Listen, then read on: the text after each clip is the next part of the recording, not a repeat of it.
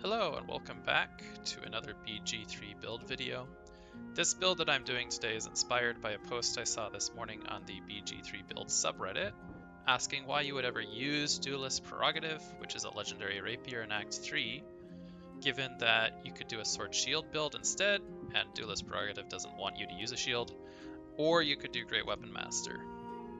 And the answer basically has to do with the fact that piercing damage, which is what rapiers do, is the best physical damage type in the game, and Duellist Prerogative is the best rapier in the game.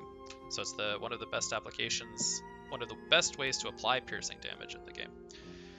Piercing damage is so good because you can inflict vulnerability to piercing damage fairly easily, either using Orin's Dagger Bloodthirst, which you can get around the same time as you're getting Duellist Prerogative, or using the Ballless armor to have an aura of murder, which again you can get around the same time as Duellist Prerogative.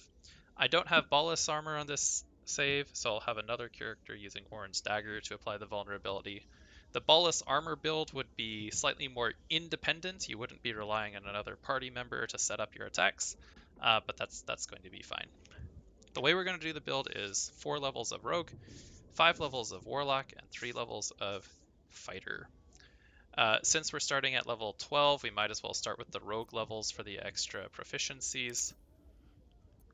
You could set them to be something like this. You could pause the video here and work through it. They don't really matter to the build, so I'm not going to explain it. Abilities, I would do 12 strength, dump dex, because we're going to use gloves of dexterity. I'm not really finding any gloves that I like better than gloves of dexterity for this build, but I'll mention how you could restat this a little bit over having higher dex with other gloves when we get to items.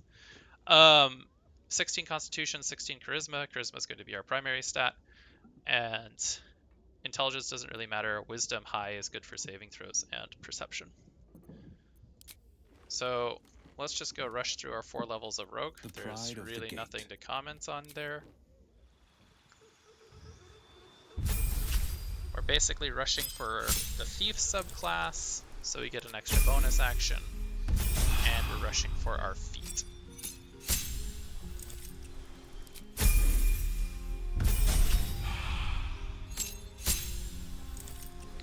Which, I suppose you could do alert, but I'm just going to bump up charisma.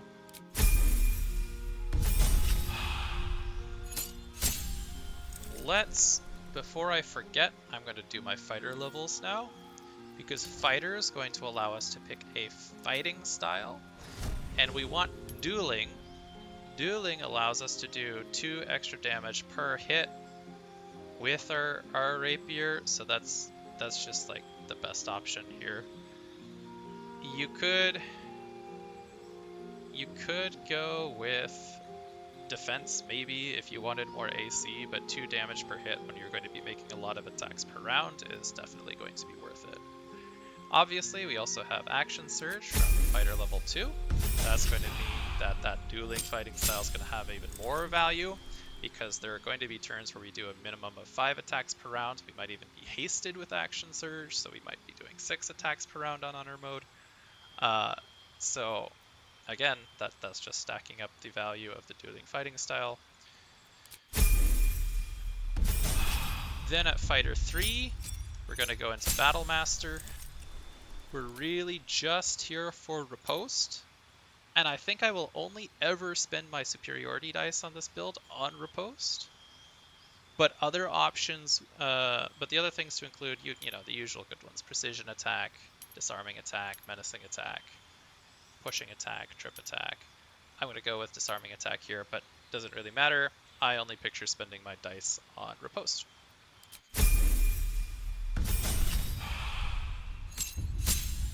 Alright, now we'll open up our Warlock levels, and we're going to go 5 Great Old One, Pact of the Blade, Warlock. Cantrips don't matter that much, they're not central to the build. Spells, I think Armor of Agathis and Hex are going to bring some value, but otherwise these spells don't matter that much either.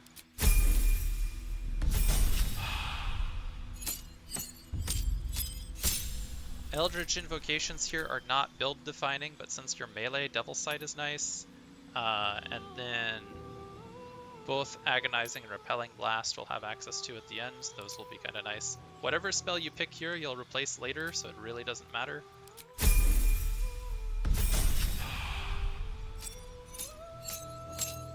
Here, absolutely central to the build is going back to the Blade, because now our Charisma modifier applies to our weapon attacks.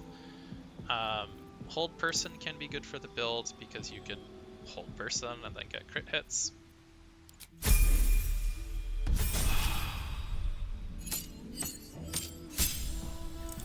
I think this feat should be Sentinel to improve our reactions, because Duellist Prerogative, when you have an empty offhand, gives you 2 reactions per round. So that could be 2 ripostes in a round, that could be 2 opportunity attacks in a round, and you're going to have advantage on those opportunity attacks with Sentinel, and you might get extra uses of those reactions if you're standing near an ally who gets attacked, and that'll just trigger Sentinel right away, and that'll be great.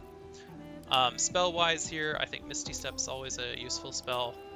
And then some utility cantrip, Friends if you're a party face, Blade Ward if you're in weird situations where you want to use Blade Ward, or Mage Hand are all good. And then finally, Warlock level 5 gives us our extra attack. It gives us our other Eldritch Invocation. We can get access to Hunger of Hadar and replace the spell we took earlier to take Counterspell. Those are high value spells, some of the best spells in the game. Might as well have them on the build. Alright, if you're building this out from level 1, you might have done those levels in a different order. It doesn't matter too much. At this point, let's go ahead and find our backed weapon and look at what Duellist Prerogative does for us. Duellist Prerogative is a 1d8 rapier with a +3 enchantment, and then we have +4 from 18 charisma. We get a +2 piercing from our dueling fighting style, and we get 1d4 necrotic damage. So our average hit as is 13.5 piercing damage, which doesn't sound that great. We get 2 attacks per round, but since our offhand is empty, we get to do... Where is it listed? Sorry, it's listed under Dueller's Enthusiasm. Since our offhand is empty, as a bonus action, we get to make a 3rd attack. So that's 13.5 times 3. That's 40.5 average piercing damage, plus 3 d4s of necrotic damage. That's 7.5 necrotic damage. We're looking at 48 DPR right now. That's not great, but because of inflicting vulnerability to piercing damage, that 40.5 average DPR is going to be 81 DPR. And now we're looking at 87, 88 damage per round on average. And now we're looking at a classic high DPS build that's pushing 100 DPR. Of course, there's a lot more powerful ones, but we still have other ways to get our damage going higher because of the other things we incorporated into how we built. First of all, because we have Action Surge, I don't even know where it went. There's Action Surge. Because we have Action Surge, we're going to be able to get 2 more attacks with vulnerability. Those 2 attacks are 27 piercing damage each and 2.5 necrotic damage each. So that will be another 59 damage on our Nova Action Surge round to our, what did I say, 87. So now we're looking at an average of 136 DPR on our Nova round with Action Surge. If we wanted to pump it up even higher, we could use some of these superiority dice to get a little extra d8 of damage, but that's not the route I would go personally. I wouldn't emphasize that option. I would instead look at things like using Gaping Wounds to get extra damage on attacks. I would look at things like using Hex to get a little extra necrotic damage on the attacks. That's going to add up. I would look at, again, the fact that we have 2 reactions, and we should be able to trick our opponents fairly easily into triggering our reactions, which is then going to get us another 2 attacks per round Again, that's 27 piercing damage if they're vulnerable, 13.5 if they're not on average. So if that's another 54 piercing damage per round with another 5 necrotic damage per round, now that Nova round with the reactions afterward, assuming piercing vulnerability the whole time, has gone really high now. It is averaging 195 DPR on the Nova round if you're able to reliably count the reactions. We can force those reactions fairly well. Because of wearing Armor of Agility and having the Gloves of Dexterity for a +4 to Dexterity, we're at 21 AC. We're already hard to target, so enemies are likely to target someone else. We can go even further by wearing the Cloak of Displacement to give enemies disadvantage on attack rolls against us, unless we get damaged. If Cloak of Displacement is active, very likely enemies will choose to attack a different target between our 21 AC and disadvantage on the roll. And you could wear various boots like, say, Evasive Shoes for another +1 AC to make it even less likely that enemies attack you. Great. Now, other key items for this build. Obviously, we're building around Duellist Prerogative. We're going to go ahead and that's the key item of the build, so that's it for weapons. Since Duellist Prerogative, when you have an empty offhand, drops your critical hit threshold to 19. Stacking that with something like Saravok's Horned Helmet is good. Now that's down to 18. I have a Darkfire Shortbow here for the haste spell, but another option would be you could grab Deadshot and you could drop that crit hit number to 17. You're not actually going to use Deadshot. So if you have another character that wants to use Deadshot, then you probably want to use something else on this character. And then Risky Ring gives us advantage on attack rolls. You only need one of your 2 dice now to be a 17 or higher. You're already at 15%, sorry, 17, 18, 19, 20. You're already at about 20% chance of crit. Now you're close to 40% chance of critting on each attack if you have Risky Ring, Deadshot, Duellist Prerogative, and Saravok's Horned Helmet. That means not only are you doing 27 piercing damage to something that is vulnerable to piercing damage on average, we actually get to double the dice of our Duellist Prerogative, so you're doing an extra 4.5 piercing damage, but then that's being doubled by vulnerability, so that's an average of +9, 27 + 9. We're looking at now our critical hits are averaging 36 piercing damage plus 5 necrotic damage on those critical hits. And of course, if you're using like Hex, that's going to count in too. Plus, because of rogue levels, we get 2d6 additional piercing damage on one of our attacks per round. 2d6, 7, but if it's vulnerable, 14. That's an extra 14 DPR. At this point in a Nova round, if you're getting all the reactions, we have broken 200 damage per round, assuming perfect conditions. If you were using ballless armor, your AC would only be 19, but you would be guaranteeing that every single melee hit was on something with something vulnerable to piercing damage.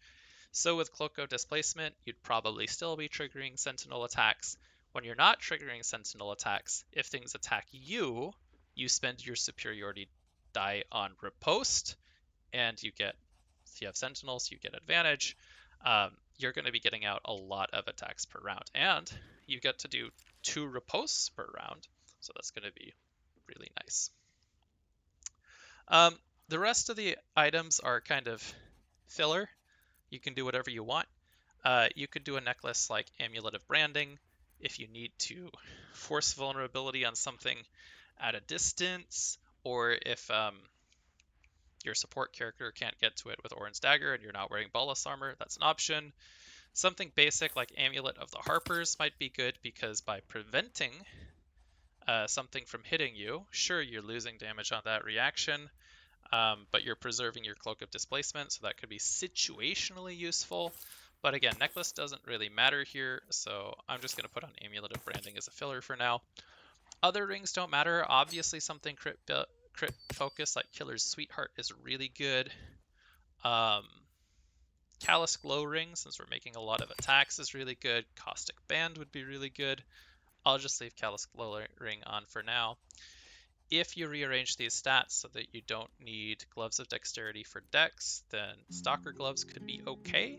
A little extra initiative, D4 of force damage when you're going with that sneak attack. I don't think it's the best. Something more like Helldust Gloves with an extra D4 of damage on every attack would be better. But you're not going to have 18 Dex, so you're going to have lower initiative if you go that route, so that's also worth considering. Let us go make a quick combat demonstration after I make sure I set all these things to ask. There we go. And I am only going to bring my piercing damage support character with us. We're going to go, where are we? Yeah, we're going to go over here. We're going to fight the Flaming Fist in this, in the barracks.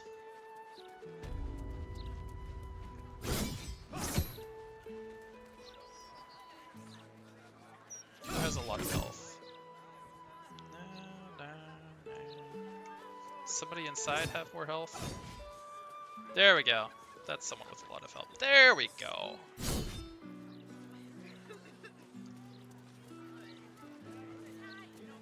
Alright, let's pick a fight, just so I can show this off. Karlach has Bloodthirst to inflict piercing vulnerability in her main hand. So let's go ahead and pick a fight.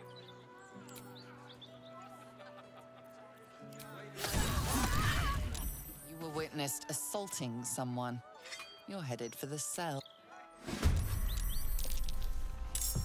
Oh yeah, I forgot to turn this off, so I used my... No, I can still Tiger Rage. Okay, good. She wants Rage on so that she doesn't get completely destroyed. So we already made Blaze Liara Portier vulnerable to piercing damage by giving her Aura of Murder from that dagger. Now let's go ahead and do it over here as well. On this mana. Alright, and now Will, it's not your turn. Unlucky. You might as well make something bleed and name it, just because I don't understand why Karlach's getting so many attacks. By the way, I'm doing this in Tactician just because this is what I had a good save on, so maybe that's something related to Tactician, I don't remember.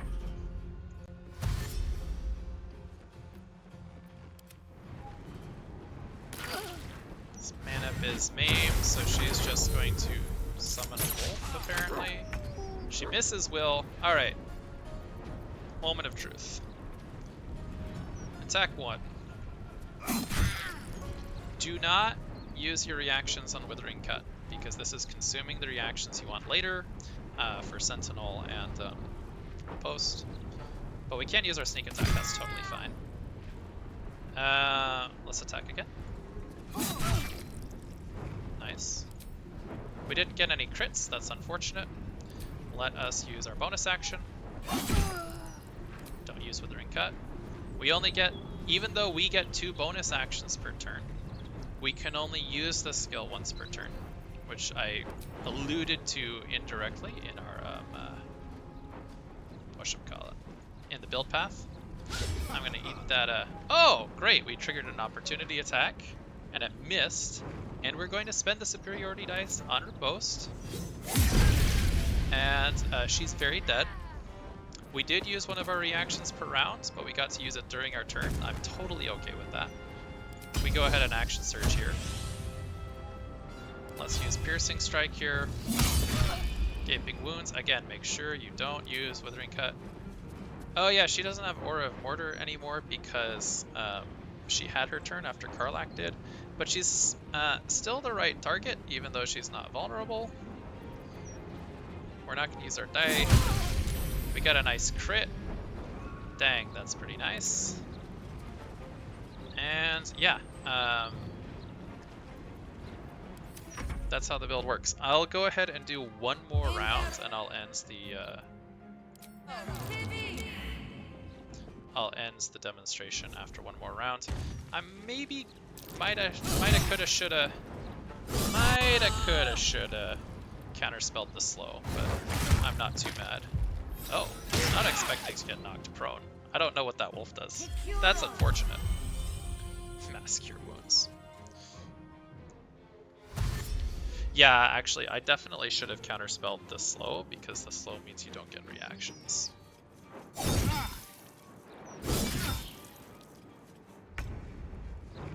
Alright, Karlak does her thing. These cleaves will inflict piercing vulnerability on everybody. And she only gets... Oh yeah, being slowed really sucks.